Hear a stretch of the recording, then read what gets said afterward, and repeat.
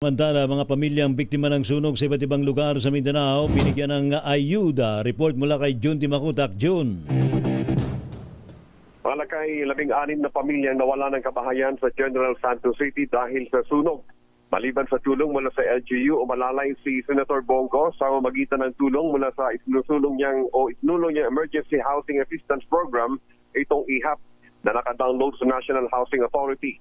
Sa nasabing programa, tutulungan ng mga fire victims na mabigyan tulong sa magitan ng housing materials tulad ng pako at yero.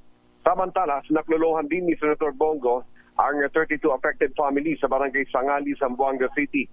Financial assistance at naman ang itinawad at saka itong food packs at mga gamitang pang sports tulad ng basketball, volleyball, bicycles at iba pang basic needs.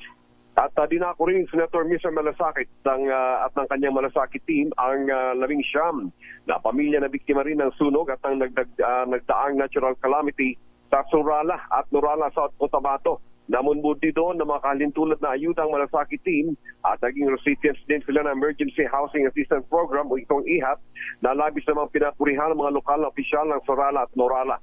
Si Senator Bongo na tinaguri ang Mr. Malasakit ay siyang principal author ng 161 Malasakit centers na nag-operate nationwide na ang tanging layunin ay ang maka-assist sa mga medical expenses ng mga pasyenteng Pilipino.